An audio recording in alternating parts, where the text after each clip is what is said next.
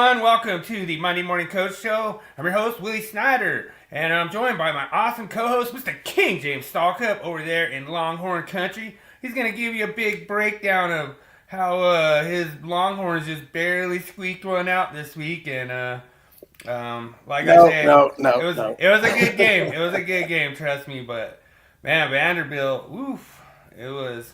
I do think that Vanderbilt got a lot of help from the refs, but oh yes, they did. Matter of fact, just some of the big sports shows, Pate and all them other guys, they're all even saying this officiating needs to be looked at. And one of them, he goes, we're still waiting for that shot where they were showing where the ball there, that guy, the ref is right there looking down the goal line and said the ball crossed, and all the angles, and everybody says, they said, don't trust your lying eyes. Everybody's saying it, and they're saying, let's see this angle y'all are talking about. They still hadn't released this angle, and reason they're covering. And I'm DJ up in the house. Nice. I'm looking forward to seeing if I bet you they never release it. And they called a hold, and this really ended the game, but they called a hold on the tight end, and they're showing it, and they're like, he doesn't have hold of, all he's doing is like this, he's just in front of the guy, and people are saying, man, that is just unbelievable. Let me tell you something, Arch Manning, and Bill knows I've said this a lot of times, I said, Sarkisian needs to go to a wide open offense and no subbing and all that stuff, and get out there and go. I said, I'll guarantee you if they do it, they're going to rip and roar. And look what Arch Manning did. He was Dylan out there. Yeah. And Texas looked good. Like one of the guys was saying, he goes, if that team plays like that the rest of the season, he said, don't be surprised if they win the remainder of their games. I'm telling you, Texas has some talent, boy. Yeah. So. Yeah, they got some big boys on that O line, and they were opening up some pretty nice holes pretty much all day. So. Well, the reason those holes were opening is because Texas was throwing it so much and just running up and down the field. Vanderbilt started backing up, and see, that's what had happened the previous games. That everybody's stacking the box because Sark, he's stubborn as hell. He's trying to push and run the ball to set up his pass. You don't need to. Your pass game's already there. Get out there and throw the damn ball over and over and over. And that's why they were getting such big holes on the running and everything, because those linebackers and everybody were playing back. Yeah. That's what happened. And I wanted to tell Daniel, too, we did have Russell Wilson come by this Broncos week. Country, let's ride. Yep. Denver's playing good. Let's ride. 7 in a row, man. That's awesome. I tell you, I'm looking forward to watching the Cowboys play tonight, but they're saying the Cowboys have made 3 trades. And some are saying they traded for 2 top flight defensive ends, and some are speculating they may even got Simmons from the Titans. I'm curious. And then they said that he's also looking at making 2 or 3 more they're working on right now. I'm like, man, Dallas must feel like we just get the defense shored up, we got a chance to go all the way, because they got the offense. Just need a freaking defense that has a pulse. Freaking Daniel knows that, Cowboys fans are saying this is their year. We say that every year. Shit. Yeah, that's a laughing one. Yep, I got you. Cue up the circus music. There it is. I always have to have that one, dude. Oh yeah. And then we always have the credit to this rookie sensation wide receiver out of Ohio State, Emeka Egbuka, going for over. Emeka Egbuka. I don't know why that just cracks me up. Big boo. It just cracks me up every time. But so did you see the meme yet? I hadn't really looked at it. Let's go ahead and cue it up.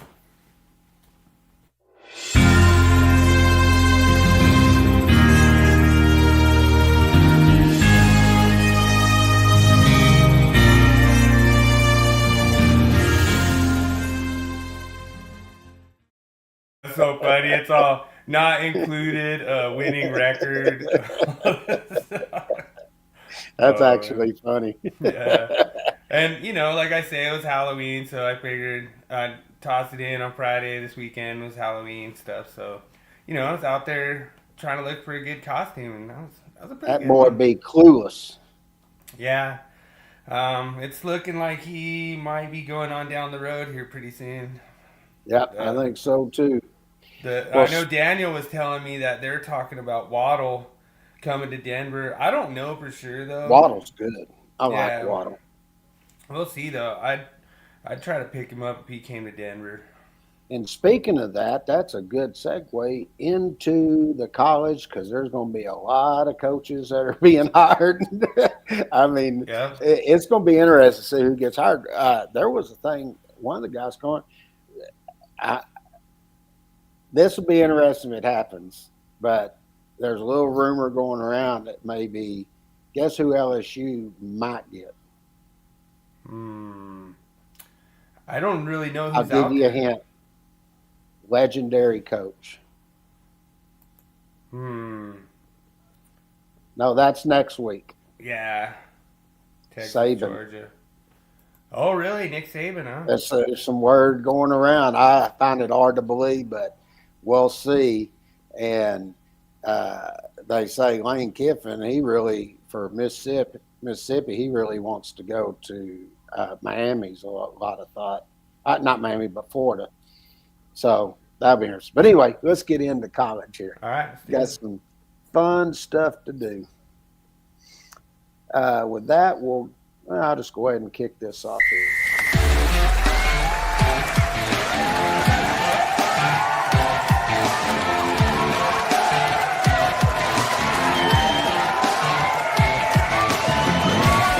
It's time for King James's college breakdown and rankings. Now, I'm going to say this. A lot of y'all may get pissed off at watch this podcast, but there's going to be a lot of SEC teams that are going to be games of the week that are be coming up because these are top teams playing each other. I really believe you're going to see the SEC get 5 teams in the college football playoffs. Wow. I think that's going to happen. And next week we'll have a big game, which will be BYU and Tech. BYU's 8-0 and Tech is 7-1. But we got, but some of the bigger games that are going on right now are going to be the SEC. I'm just warning everybody. Wasn't somebody saying that that Texas has like a 7-1 record for like the first time in like a while? Well, they're actually 7-2, and that wouldn't be true yeah. because they made the playoffs the last 2 years. Right. Whoever's saying that don't know what the hell they're talking about. I thought they said something like they were 7-2 for the first time in a while or something. No, that isn't true. Yeah, I didn't think so. But I wanted you to look at what has happened. Okay, you saw some movement take place. Okay, Indiana went to 99%. Ohio State went to 99%. A&M still at 96%. Alabama still at 93%. Georgia went up to 86%, and Ole Miss went up to 78%. I told you if Ole Miss wins, I think they're going to win out. Ole Miss is going to get in. Okay. Who was Georgia playing again? Oh, were they playing Florida? Yeah, no. Yeah, Georgia played Florida. That was a good game. That was close. And this is pretty much what I said. There's only one team that surprised me last week. Well, actually 2. Was Georgia Tech and Miami losing. You can see Miami was 47%. They dropped all the way down to 14%. And Georgia's was at 50%. They're now at 23%. Did I not tell you that it's going to be tough for Georgia Tech to get in? And I want you to also look, Notre Dame went down to 24%. And the reason is getting into what? Strength of schedule. Yeah. I was saying it. I think Notre Dame could get in, but it's going to be tough. But you're going to see they're going to take from 5 conferences. Okay. Who did Georgia Tech lose to? Georgia Tech lost to North Carolina State. Oh, right. That's right. And in my opinion, North Carolina State whooped their rear end. Georgia Right. Tech couldn't stop them. Yeah. And then Miami lost to SMU. All So right. I was watching all these, going back and forth some games and checking things out. Another one that surprised me, you'll see, I said Oklahoma, Tennessee, their chances go to 0 if one of them loses. You'll see Tennessee was at a 23% chance they're no longer even listed. Yeah. OU went up to a 36% chance. The only thing that's hurting OU is Texas beat OU. Yeah. That's going to hurt them. And that's why I was saying, if just a hypothetical, but if Texas wins 2 more games, they're getting in. They're going to get in with a 3-loss record. And the reason is because they'll have 2 top 10 wins and a top 5 win. Right. That holds a lot of weight to getting in right there. And that's what they're going to look at. So the interesting thing will become if BYU beats Texas Tech this next week, BYU's getting in. Right. Now you're looking, is Texas Tech going to get in? This is where it gets in. And then if I look at the ACC, one team's going to get in from there. And right now it's looking like it's very possible could be the Virginia Cavaliers now. Wow. Virginia was at a 19 or 15% chance, and they jumped up to 29%. They're still saying you're going to have to beat Georgia Tech or Miami in that ACC. Right. That's where it's going to become interesting. And let me look here. I want to check the ACC, and I want to see what everybody's record is. I hadn't really looked at it. Wow, North Texas kind of came out of nowhere. So, yeah, looking at that, you've got Virginia Tech is 5-0 in conference. They're 8-1. Okay, Virginia, the games they have left is Wake Forest, Duke, and Virginia Tech. I think they can win all 3 of those. Right. Okay, so if they do that, then that is going to put them right there at 8-0 in conference with a 12-1 record. Then you and another team you're going to have to look at in the ACC that are actually 2 teams. This is where it gets interesting because there's 4 teams there that you're going to be looking at, and I can also say Duke there also and SMU because they're 4-1. But Right. one team is going to get in from there. Is what I think is going to happen. You got Georgia Tech 5-1, Pittsburgh is 5-1. Okay, and Louisville only one off team. Now Pittsburgh, this is where it gets interesting. Pittsburgh has the hardest way to go. They got Notre Dame on the 15th in 2 weeks. Okay, Right. if Notre Dame lose that, Notre Dame damn sure ain't good. But then Pittsburgh, they got to play Georgia Tech, and they got to play Miami. Right. So those are going to be 3 hard games. If Pittsburgh wins all 3 of those, Pittsburgh has a chance to move up, and they would be at that time they'd be 10-2, and I think that's the only way the ACC could get two teams in. Right. Pittsburgh would have to win out. But So that'd be then, Pittsburgh and Virginia. yeah, but then you go and look at Louisville. Louisville has Clemson, SMU, and Kentucky. Okay, I think Right. Louisville can beat Clemson. SMU is going to give them a hell of a game. Yeah. So, looking at that, if they won all 3 of those, then they go at that point because they've only lost 1 game. Well, they got California too, so that would make them 11-1. So I think depending on what those teams do in the ACC, you could possibly get 2 in, and I would be looking at that being Virginia.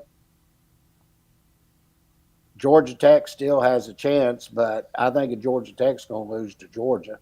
So Notre Dame could win out and be kind of in there. Notre Dame wins out, I think they get in. Right. But just looking at what's there right now, I think 2, 4, 6.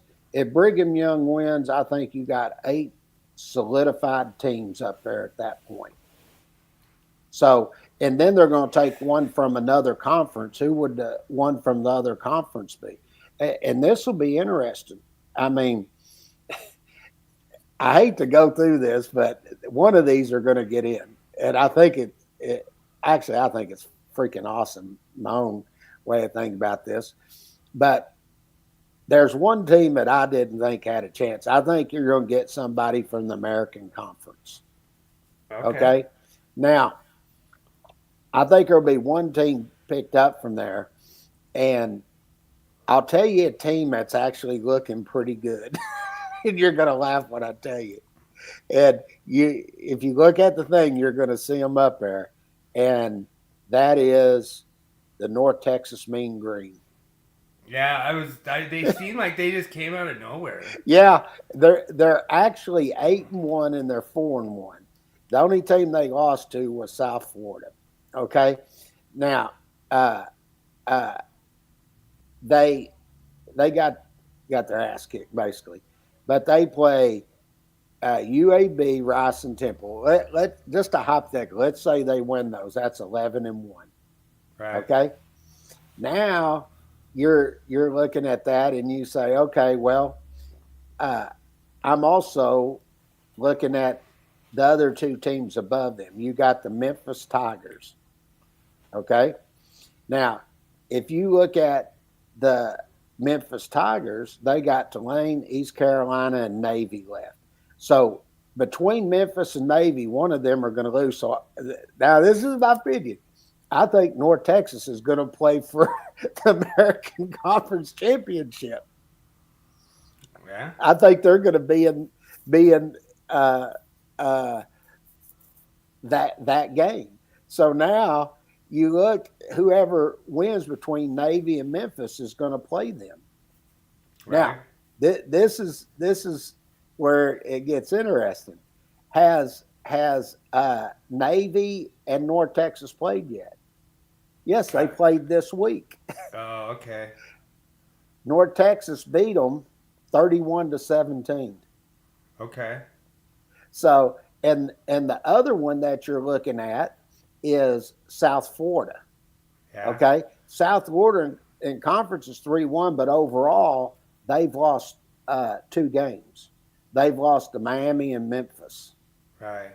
Okay. Are they in that American Conference? Yes. Yes, Okay. they are. Okay. So I think one is possibly going to come out of that.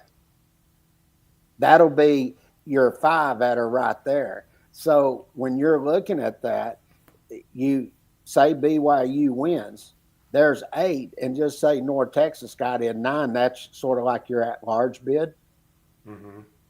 Now you got 3 spots left.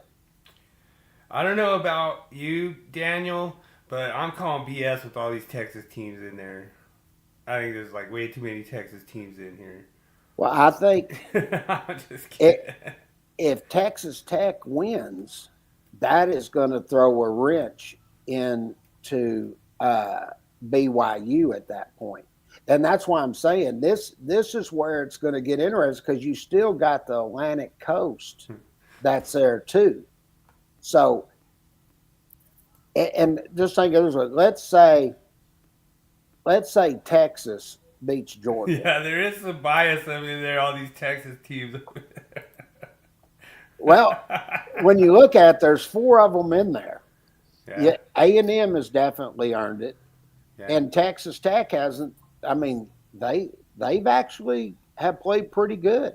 I mean, they're 8-1, and then the Cougars are 8-0. So if I'm looking at Texas Tech, if they beat Brigham Young, I think they can beat Central Florida and West Virginia.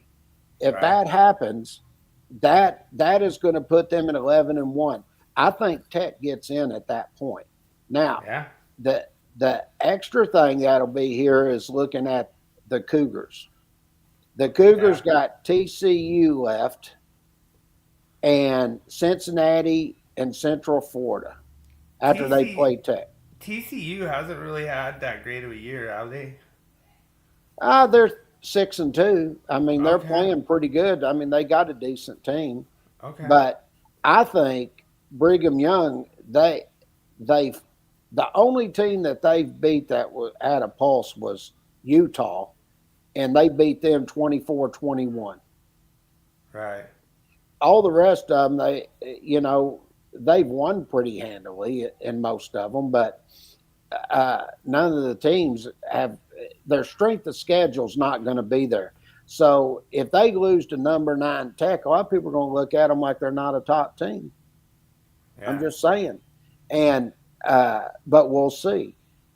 I think this is going to be a huge game this coming week between Brigham Young and Tech. And I'll say this: if Tech loses to Brigham Young, I think Tech's out. Yeah. So if you took one of those, so you got 2, 4, 6, 8 teams there, and then you say you got one from the AC Virginia and one from the American, that's 10. So there's 3 spots that are going to be left open at that point. Now, Right. as you can see, Vandy went from 44 to 30%. Vandy, I mean, there's a possibility they could still get in, but I think when you look at that, I think there's 2 spots because I think if Notre Dame beats Pittsburgh this week, I think they went out, and I think that leaves 2 spots at that point. And just looking at the spots that are there, who do you feel comfortable putting in? Well, if Georgia if Texas beats Georgia or A&M, that's top 5. I think they're getting one of those spots. I actually think, depending on how OU fit, well, I'll say this: if OU beats Alabama this week, I think OU's can get in.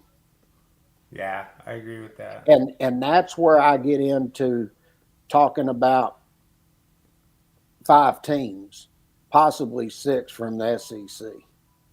The SEC they got some good teams, but you'd be looking at A&M. I think Alabama gets in him if they went out and lost 1 to Oklahoma. Even if Georgia lost to Texas, I think they went out. Ole Miss is automatically going to get in because they're not playing anybody left. So you could have Georgia and Alabama lose to Texas and OU, and I think Texas and OU would get in before Tech would. And I think that would round out your 12 if it happens that way. I mean, there's a lot of scenarios. And I said this last week, a few things happen here and there, you're going to see some changes. The 2 changes I didn't see coming were Miami and Georgia Tech. Right. I did not see Georgia Tech losing, and I didn't see Miami losing. So you can see what happened this last week. BYU moved up 2 spots. Texas Tech moved up 4. Notre Dame moved up 2. So Notre Dame is a top 10. I think they're getting in. Oklahoma moved up. And this is one I don't get. Oklahoma and Texas, they got Oklahoma at 11, Texas at 13. I don't know how Oklahoma's ahead of Texas when Texas beat them. Yeah. I mean, I don't understand that. But be it as it may. And then you start looking down below. Here's where it gets interesting. See Virginia there at number 12? Mm-hmm. Louisville's at number 14. Right. This is where this gets really interesting. Then you drop down number 16 is Georgia Tech. Wow. That's why I'm saying this is where it's going to get interesting. Who's going to get those 12 spots? Because right now, if Tech loses, let's just hypothetical here. Tech loses to Brigham Young. I think Brigham Young goes all the way out at that point. They're top 10. Tech drops out. Notre Dame goes to 9. Just say you keep moving them up. Say Oklahoma, they lost to Alabama. If that happened, they're out. Right. Virginia wins. You'll see right here, Texas has already moved up to 11. And if Oklahoma and Texas both win, I say that moves them up into the top 10 at that point. Yeah. Just letting you know, Dak Prescott just got sacked on 4th down, and they got turnover on downs. Oh, really? Huh? Yeah. No field goal per them today. It happens, Yeah. but a long way to go in that game. I mean, Yeah. that's just now getting started, and I'm sort of curious. I want to see what trades were made. So, Yeah. but anyway, We'll find out. that pretty much wraps up what I see happening. I think you'll see some change next week, but in 2 weeks you'll start seeing some real changes. Who's going where? Because right here in 2 weeks, what 2 games are going to be played in week 13? We got Georgia, Texas, right? Mm-hmm. And was it Alabama and Oklahoma. Oklahoma? That's right. That is going to be the tell. And I think both of those games are going to be knockdown dragouts. Yeah. I really do. I think it's going to be interesting to see what happens. Oklahoma, now I'll say this, I watched them play Tennessee. Tennessee beat themselves. Oh yeah. That Tennessee should have won that game. They had 3 turnovers, which we're going to get that. Hell, matter of fact, let's just get into the college games of the week. All right. Now, looking at this, we'll do the first one, which was Texas and Vanderbilt. Okay. Yeah, and I mean it looks close on the score sheet, but I mean, in all actuality, like Vanderbilt was really gifted. Probably about 10 of those points. Sure, anybody that watched it knows it. And I'm gonna say this: Vanderbilt's known as a power team. They like to rush the ball. This is how awesome the defense was to start the game for Texas. They only gave up 58 yards total rushing. Right. That was the game right there. And here's another stat that, well, we're going to get to it in a minute, is when we get into the sacks and everything. Okay? Now, Arch Manning, he had 3 touchdown passes. Now, I'm going to say this. I was shocked they didn't call interference on that touchdown pass in the end zone where he grabbed and pulled his jersey. That's why he didn't catch the ball. He pulled his arm away from it. Right. And people are all talking about it, saying, how could he miss it? He's standing right there watching him pull his jersey and didn't call it. Right. That is the same guy that made the call about the ball saying it crossed the line, which it didn't. That guy right there, he should not be allowed to be an ump anymore. Yeah. It was the same guy made, and that other guy that's on the other side that called the holding and that other, he should not be able to do it anymore. But I'll say this: watching this game, Colin Simmons, that is one bad dude, that defensive lineman for Texas. I mean, the first series of the game for Vanderbilt, he hit that quarterback and knocked the ball out and recovered the fumble and everything. He was all over the field. And here's a good example to show this. And you don't think and you've heard me say this many times. I go into the defense and I said, you can tell when there's total domination. Texas had 6 sacks and 10 tackles for loss. Right. Look at that. Vanderbilt, no sacks and only 1 tackle for loss. Wow. That is a huge freaking difference. Yeah, they were dominating on the defensive side. Yeah, that Texas defense, I'm telling you. And you look, what does Georgia like to do? They like to smash Matthew. They run a lot. I'm curious to see if the Texas defense puts that defensive and stops the run. If they do against Georgia, I think Georgia's going to struggle. And Then you look. I'll give them credit for one thing. Vanderbilt made damn sure they wasn't going to let that Ryan Niblett return the ball. He only got to return it once, and he did it 12 yards. And think about this: that whole first 3 quarters. Do you know Texas never punted the ball? Yeah, I think I did see that stat. Yeah, they had one punt the whole game. Wow. That was it, and that was just to punch it down in their side. They were on their end of the field. They should have tried a field goal. Is what they should have tried. Right. And uh, Vanderbilt punted twice. But the thing was, Texas just put the clamps on them. I mean, Yeah. I don't know how to say it. Other than Texas just whipped their rear end. It was Yeah. evident. Anybody that watched the game, all you posters out there and everything, if you didn't see that, you're freaking blind.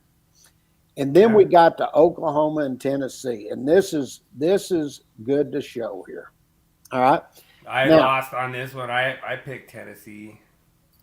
I would have too, and Yeah. and just look at total yards. They had 456 yards to 351. They almost had 100 yards more.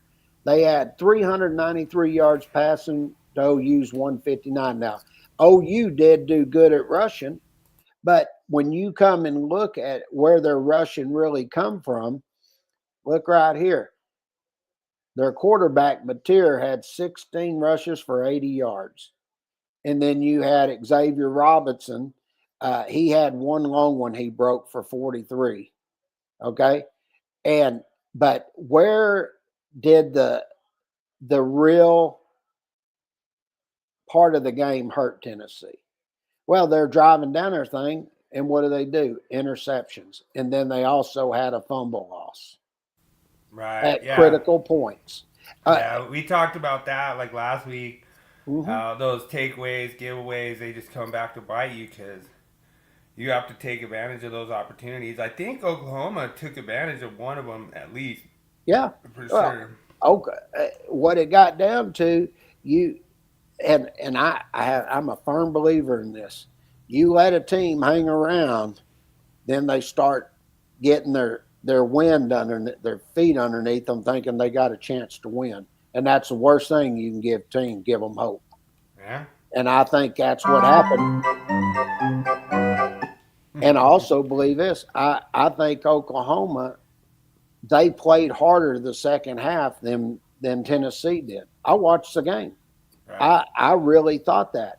And if you look, Oklahoma had 4 sacks and 8 tackles for loss, where Tennessee only had 3 sacks and 3 tackles for loss. The Oklahoma defense outplayed the Tennessee defense. True. And and you look, you had the same total of plays almost. Oklahoma had 77. In other words, it was a tight game, just like it shows. But I've said this so many times on this podcast. I always like to look at the sacks and tackles for loss because that gives you an indication of just usually where the game turned. Yeah. The momentum shift. That's right. That's where it's at. And then you look here, nothing big to look at. I mean, the one thing I'll give Oklahoma credit for, and I thought he was the player of the game, is Tate Sandell, the kicker for Oklahoma. He hit some big field goals. He had 2 field goals over 50 yards. Yeah. I think I That remember that. Yeah. Yeah, that's 12 points right there. He hit some big ones. And if you look at Tennessee, they were 2 for 3. Mm-hmm. So it did make a difference. There was no big things on punt returns. Matter of fact, it's interesting. If you look at it, Oklahoma didn't have any kick returns or punt returns. Wow. Isn't that something? Yeah. And Oklahoma punted 3 times, Tennessee punted twice, and they still lost the game. So Yeah. overall, Tennessee should have won that game. They came out like Tennessee came out really strong. Like I thought they looked good coming in, starting out that game. So I did too. I was surprised that they actually lost. Hmm. That was crazy. But yeah, no, awesome job, and appreciate Daniel popping in here, give some commentary, and um, yeah, he just wants to put some respect. I hadn't even kept up. How is Stars doing? I think they're always like, it's pretty much like neck and neck. Like it's always like the Stars and Avs are about a game apart usually. Let me look So at the standings and see what they're saying. it's pretty close. I know Dallas lost a couple big ones. The Avs were like didn't even lose one in regulation for a while. So you've got uh,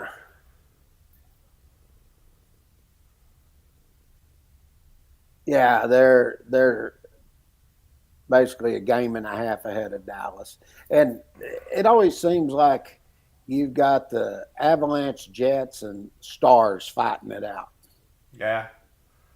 No, it's So you guys got Rantanen, so all I can do now is just put him on my fantasy and say that's the only star that I'll put on my fantasy. But I do. I had Robertson and I had a few others, but um, man, this is so crazy. I'm winning fantasy by 6 points, and he's got Ferguson going. So mm, I'm on Fergie watch, but we'll go into the NFL. yep.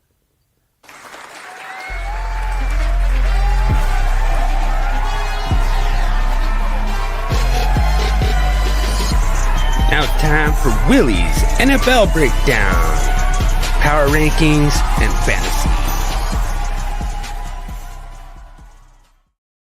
So yeah, this was that for the game of the week or Well, you do your power rankings and you go over okay? your game of the week afterwards. Okay, 10-4. All right, so sitting at the number one spot, we have the Detroit Lions. They had a pretty good week, easily handled, took care of business. The only thing that bothered me was they didn't really run the ball very much, so Gibbs didn't have a very good day. But I think they're staying pretty solid at that number one spot. Even at 5-3, I think they're gonna probably swap out with the Indianapolis Colts, sitting at 7-1. Didn't the Colts lose? Aren't they 7-2 now? Yes. Okay, yeah. So this was all these rankings were like before the games. But yeah, they just keep on scoring with Jonathan Taylor. Jonathan Taylor had another good day. Danny Dimes keeps you know lighting up the opposing defenses, and the schedule did toughen up, and they ended up losing. What was it in the Steelers? They lost in Pittsburgh. I think that God, who were they playing? Yeah, they lost to the Steelers, and wasn't it like a touchdown, like 24-17 or something like Yeah, that? it was pretty close, pretty low scoring too. Colts have been putting up like 40 points a game. The Chiefs were playing in the game a week against the Buffalo Bills, and the Chiefs lost again. Wah, wah, wah. And yeah, so sad to see the Chiefs lose. But like I say, they're still holding on at that potentially number 3, number 4 spot somewhere in there. They could possibly drop more. Some of these other teams come up. Jordan Love lit up the Steelers, and this was like actually last week, but they basically played really good football, and they ended up keeping in that number 4 spot. The Philadelphia Eagles I think they were on bye this week, but they're still sitting there at 6-2, and their 2 losses to the Broncos and the Giants is kind of a little weird to like lose to those teams, but like I say, they're gonna probably bounce back, and Jalen Hurts, he had some nice moments, and he's always a shoe in to get it in the end zone, do a little rushing touchdown, and that'll help out your guys' fantasy numbers. The Seahawks are just been secretly staying up there at 6-2. And then after a bye, they came back pretty strong against the Commanders. And like I say, their defense is looking pretty good, So quarterback Sam Darnold went nuclear this week, so look to them. And they got Jackson Smith-Njigba.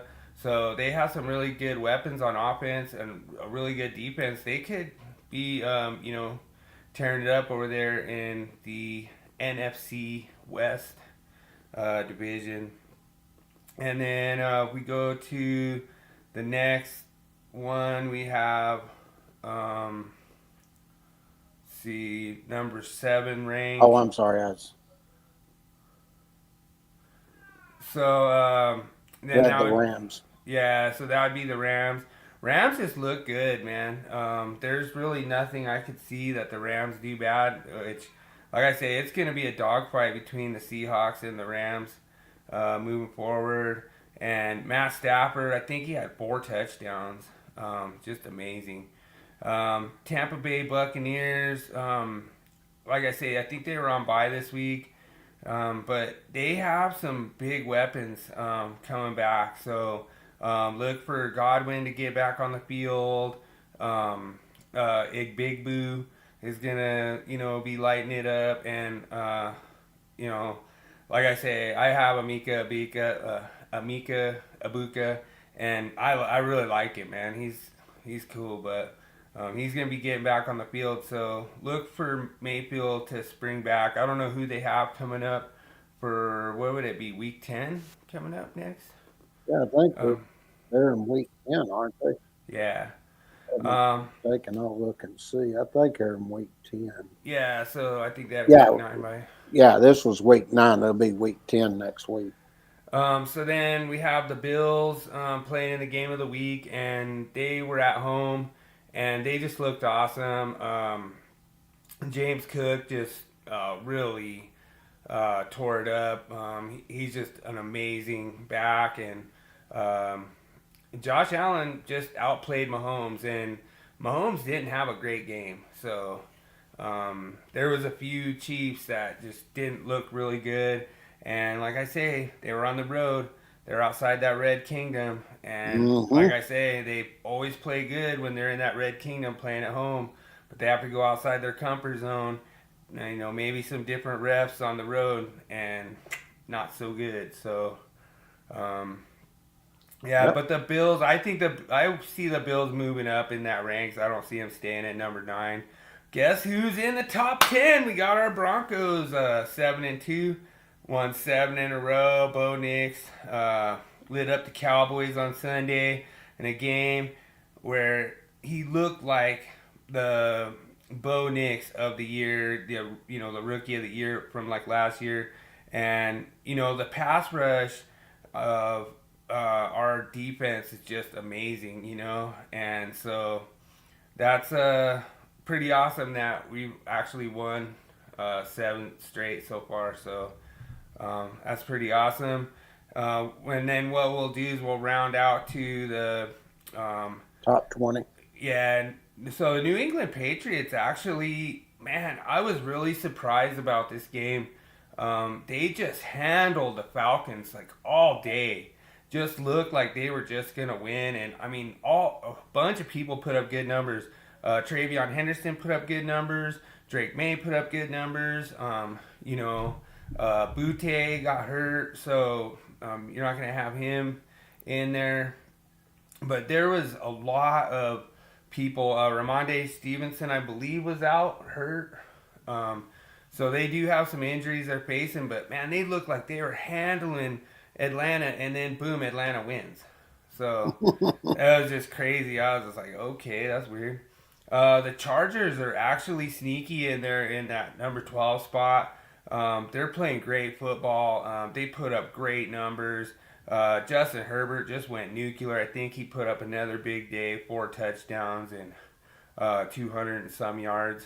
So he's looking good.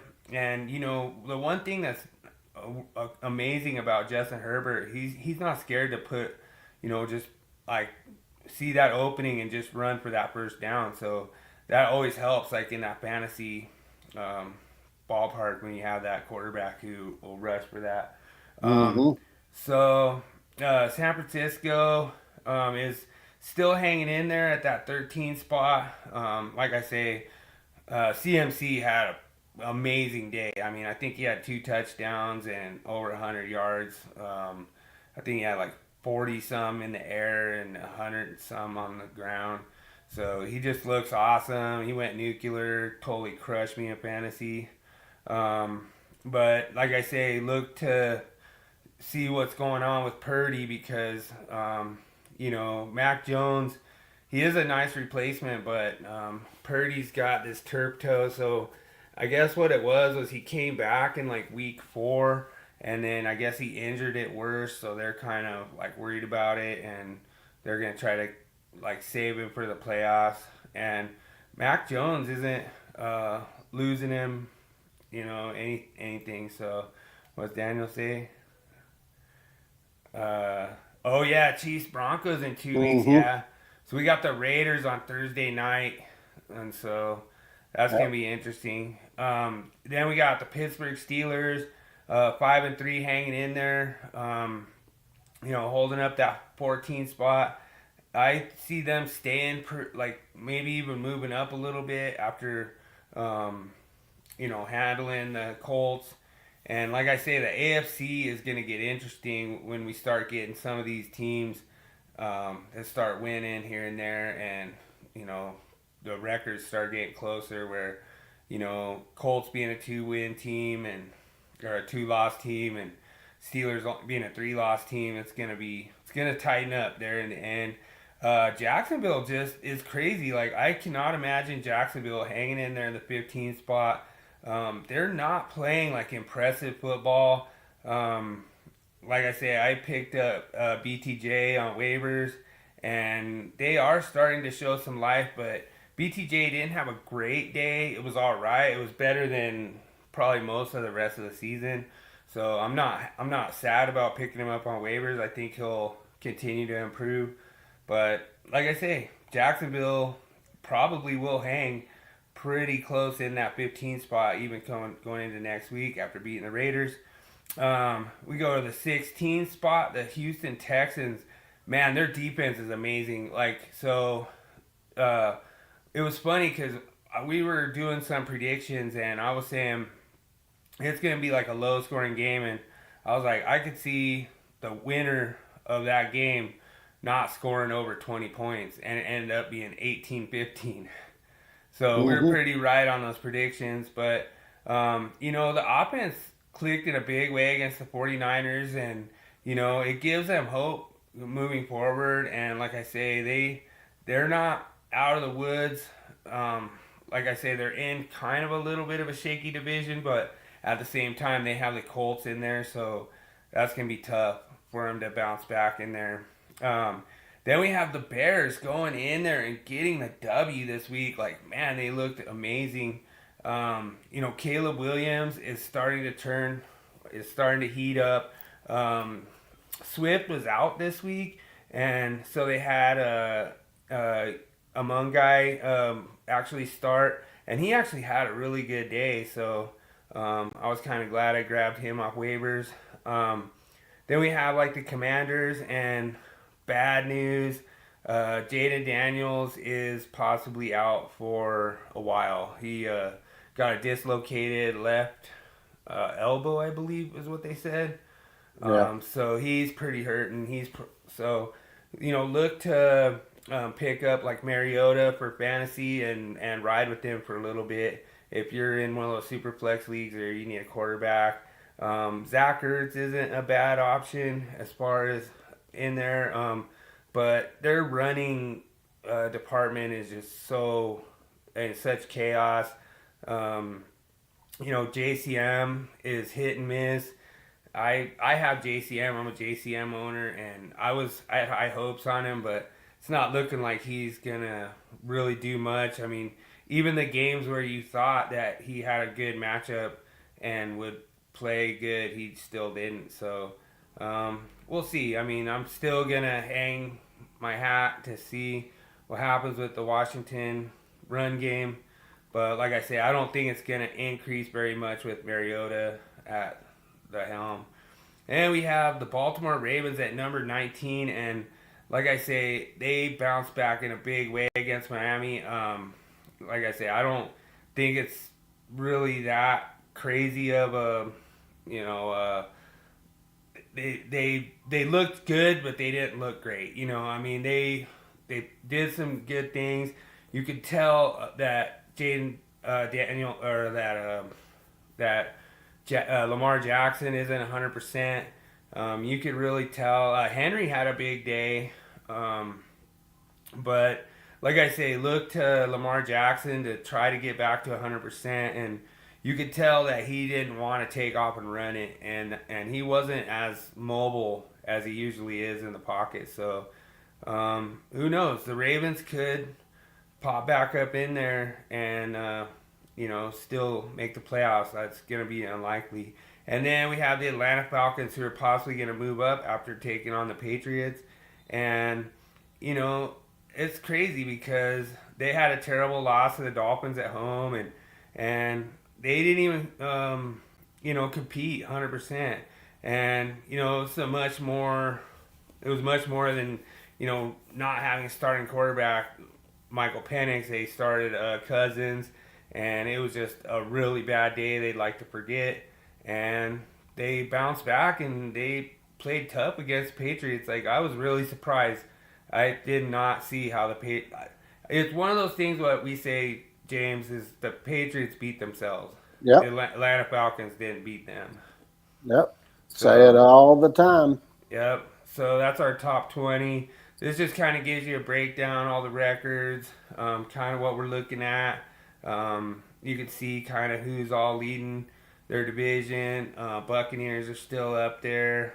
Panthers moved up a little bit. They had a really awesome win against the Packers, so yep, that was pretty crazy. Rico Dowdle had a huge day. That was amazing. Then you have the Steelers. And I don't know what's going to go on with the Bengals, man. That's sad. Did you see Jamar Chase after the game?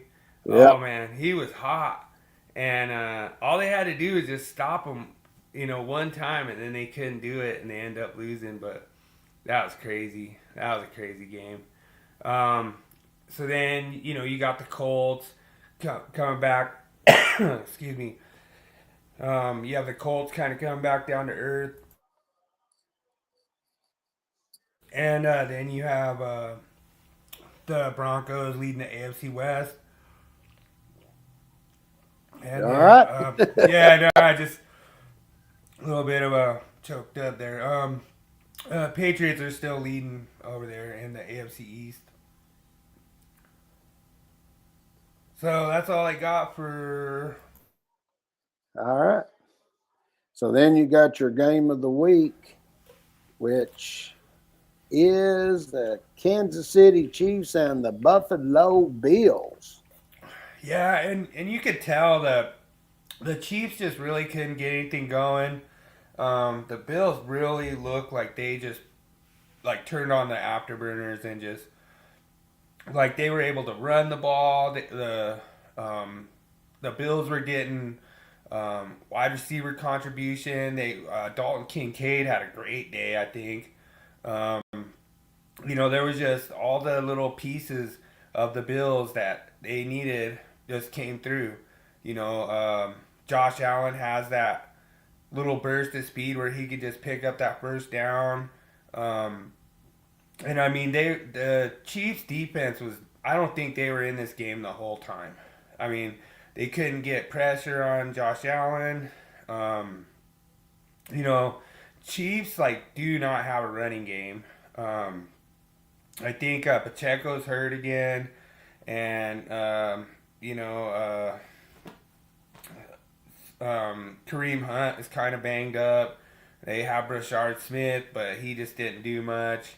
So it's been tough sailing for the Chiefs as far as getting their offense going. They got Rashee Rice back, which is good, but he didn't really have a great day. There was a lot of drops. Hollywood Brown dropped one. Xavier Worthy dropped one. I think Xavier Worthy dropped a touchdown catch, but there was a few plays where it was just like that's gonna kill you. And then I want to say that Mahomes had like, does it show Mahomes interceptions or turnovers? I thought he had at Uh, least. I thought he had at least. that's right here. I thought he had at least one interception He had and one three. interception, Yeah, and so did Allen. I think yeah. did So Allen have an interception? I thought he did. No, he didn't have an interception. nah, it was Mahomes did. yeah. So like we were saying before, that could be the whole difference of the game right there. That's That's just right. like one extra opportunity you don't get. Does this show what Cook rushed for? I want to say he rushed for over 100. Well, Cook was 27 carries for 114 yards, Right. Yeah. So they and got the Kareem running Hunt game. only had 49 yards in 11 attempts. But Yeah. Cook was a workhorse out there, and then Dalton Kincaid for Buffalo, he had 6 catches for 101 yards and a touchdown. Right. So he was a stud that was out there. And then Yep. when you got over here and you started looking at the defense, it was pretty much even. The Buffalo defense played a little bit better. They had 2 more tackles for loss, and they had 4 more passes defended than Kansas City. But overall, it the defenses played pretty close to the same. I wouldn't say there was much difference than that. And then when you got in, you looked at the special teams and everything. Uh, that I mean, there really wasn't much there. I will say Kansas City did pretty good on their kick returns with Taquan Thornton. He did pretty good, but it was matched evenly with Ray Davis with Buffalo. So Right. everything was pretty much the same. The only difference, Buffalo missed a field goal, and Kansas City did make both of their attempts. Right. Other than that, it's pretty even. Yeah. And So like I say, it was a good game, and like I say, it just goes to show you that Buffalo has really been in that wheelhouse this whole time. Like they're not that team to sleep on. They're gonna bring it to you, and regardless how good your defense is, I think the Chiefs have a pretty modest defense, but they could not stop Cook all night. yeah, So he just kept carving them up. So all right, I guess we'll get into the countdown. final Final countdown. countdown.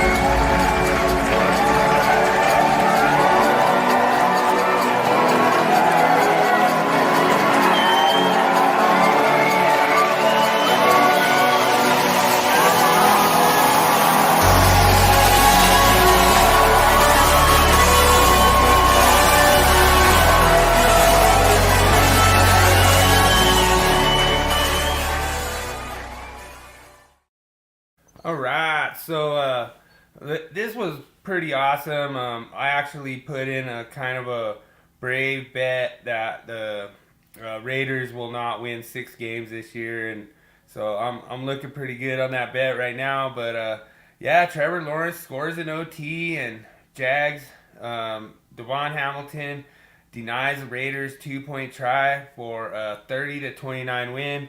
It was pretty funny. I was so amazed because Geno Smith was on fire. I mean, he had a great game. He looked pretty good. He didn't have as many. He wasn't turning the ball over as much. And like I say, I don't think the Raiders deserve to lose this game.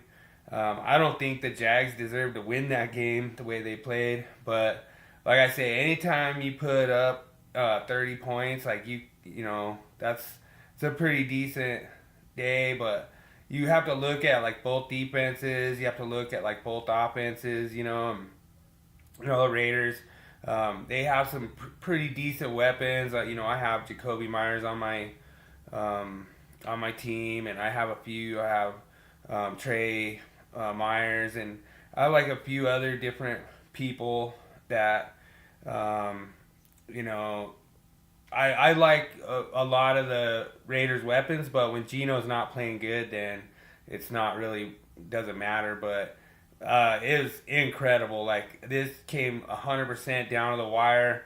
I thought the Raiders are gonna win, and it looked like they were gonna go in and score, and man, the Jags held them and got that W. So pretty crazy, pretty crazy. And like I say, you really look at the Raiders having like Austin Genty. This is the first game that Brock Bowers has been back. So it was really funny. So my brother plays in this. It's called a chop league, but it's like a guillotine league.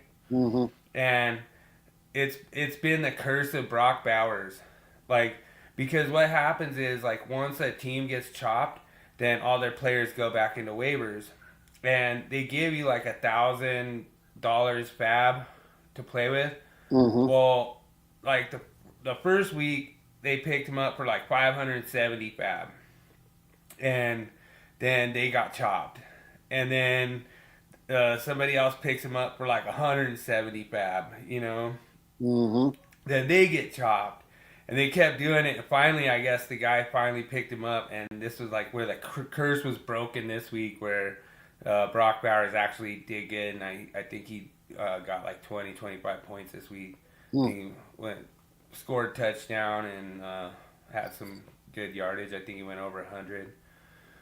So, Brock Bowers is back, but we'll see. I mean, like I say, it's Raiders coming to Denver on Thursday. So, this week. So, it's a short week, and we'll see how that pays off. Maybe we'll have a final countdown for the Broncos Raiders. You never know. Yeah. So, no, good job picking them. I'll try to freaking remember to send them over next time, but I would have picked the same ones you did, so No worries. the same thing. I think we talked about the game of the week with like the Bills Chiefs, but I don't think we talked about the final countdown, and it was definitely a good game, and I don't see how the Jags pulled that off, but like I say, we'll see in the power rankings how they stay up there. So Sure thing. All right, Definitely. I'm ready to go watch Cowboys. Yep, I'm ready to go watch them too. I'm glad you didn't play sick tonight like you usually do whenever the Cowboys are playing. But like I say, it's always a fun time doing this. I really appreciate everyone joining us. And as always, remember, make every day an easy day. I'm out. Everybody have a good week. We'll see some of y'all Thursday.